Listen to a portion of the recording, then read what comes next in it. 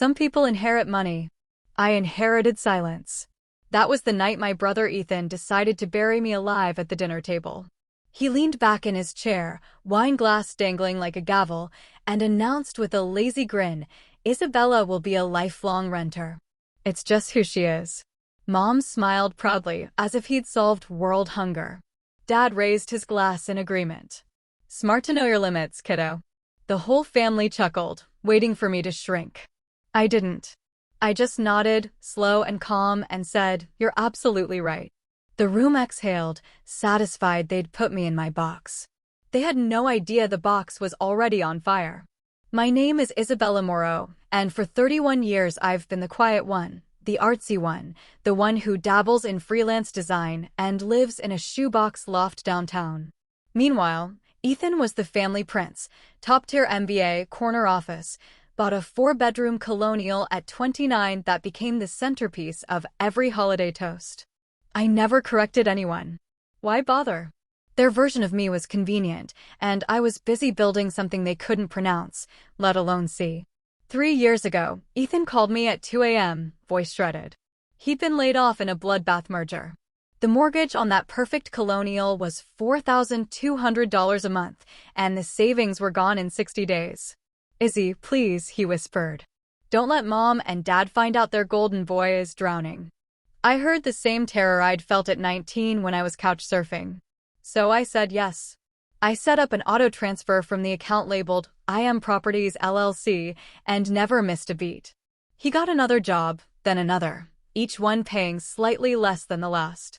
But the cars got shinier, the vacations got louder, and the colonial got a $90,000 kitchen because equity is. Every month my money kept the lights on while he posted sunrise runs and granite counter selfies. I kept buying a 6-unit in the Arts District for townhouses near the university, a small commercial strip that cash flowed like a river. 22 doors total, all quiet, all mine. I still wore thrift store jeans and took the bus. Silence, it turns out, is an excellent disguise. Then came that dinner. Ethan's smug little prophecy. The laughter. The relief in their eyes when I agreed I'd never amount to anything permanent. The next morning, I brewed coffee in my 600-square-foot loft, opened my laptop, and ended the transfers. Just like that. No drama. No warning text. I simply deleted the scheduled payment and closed the tab. 3 days later my phone exploded. "Isabella, what the hell?" Ethan's voice cracked like cheap plaster. The mortgage bounced. "Did your account get hacked?" "No hack," I said, sipping coffee on my fire escape. "I stopped it." Silence. Then panic wearing anger like a cheap suit. "You can't be serious." "I'm 2 weeks from closing a huge deal." "You said that last year. And the year before." "This is because of what I said at dinner, isn't it? You're sabotaging me over a joke." "It wasn't a joke.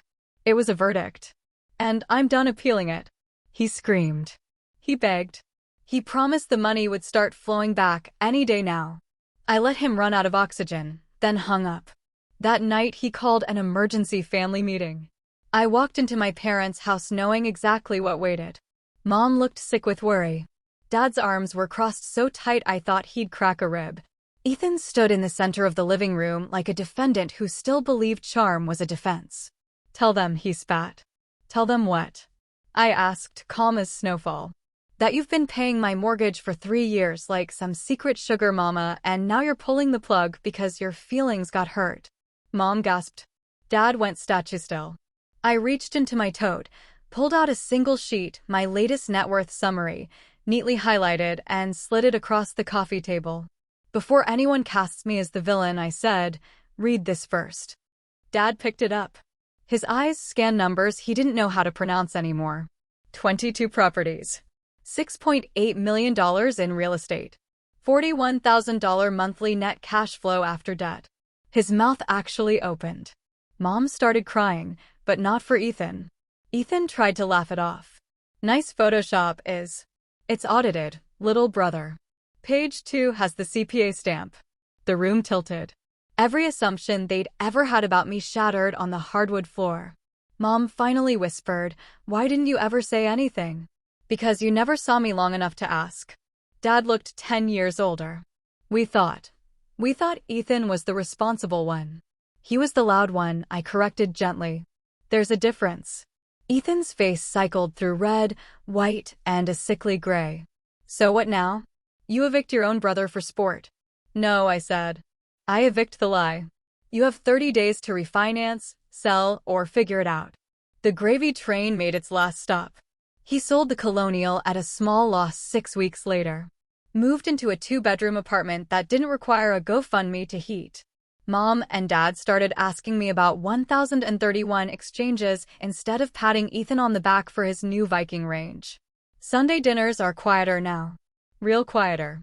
No one flexes square footage anymore. Ethan still flinches when the conversation turns to money, but he's learning to speak in complete sentences again instead of curated captions. I kept the loft. I like the view. Some nights I sit on the fire escape and watch the city I own pieces of light up beneath me. I never needed them to cheer. I just needed them to stop writing my story for me. And the best part? They finally shut up long enough to hear the one I was already living.